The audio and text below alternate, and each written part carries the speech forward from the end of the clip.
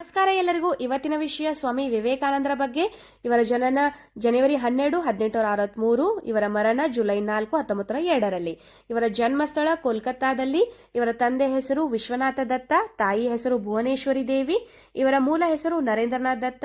ಗುರುಗಳ ಹೆಸರು ರಾಮಕೃಷ್ಣ ಪರಮಹಂಸ. ಇವರಿಗಿದ್ದಂತಹ ಬಿರುದುಗಳು ಆಧ್ಯಾತ್ಮಿಕ ದಿವ್ಯ ಪುರುಷ, ವೇದಾಂತ ಕೇಸರಿ ಮುಂತಾದವುಗಳು.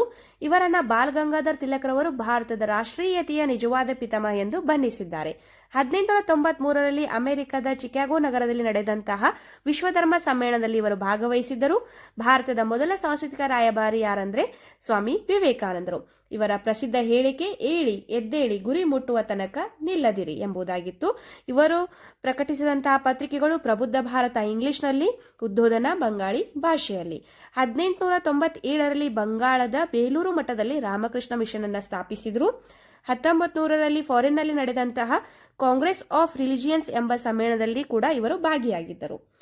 ಇವರು ಬರೆದಂತಹ ಪುಸ್ತಕಗಳು ಕರ್ಮಯೋಗ, ರಾಜಯೋಗ, ಜ್ಞಾನಯೋಗ. ಪ್ರತಿ ವರ್ಷ ಜನವರಿ 12ರಂದು ರಾಷ್ಟ್ರೀಯ ಯುವಕರ ದಿನಾಚರಣೆ ಅಂತ ಇವರ ಸ್ಮರಣಾರ್ಥಕ ಆಚರಿಸುತ್ತೇವೆ. ಈ ವರ್ಷದ ಥೀಮ್ ಏನಾಗಿತ್ತಪ್ಪ ಅಂದ್ರೆ ವಿವೇಕಾನಂದರ ಆದರ್ಶಗಳು ಮತ್ತು ಸಂದೇಶಗಳ ಮೂಲಕ ಸಶಕ್ತೀಕರಣವನ್ನು ಉತ್ತೇಜಿಸುವುದು ಎಂಬುದೇ ಉದ್ದೇಶವಾಗಿತ್ತು. ಸ್ವಾಮಿ ವಿವೇಕಾನಂದರ ಎಷ್ಟನೇ ಜನ್ಮದಿನವನ್ನು ಆಚರಿಸುತ್ತಿದ್ದೇವೆ ಅಂತ ಕಮೆಂಟ್ ಮಾಡಿ ತಿಳಿಸಿ. ಧನ್ಯವಾದಗಳು.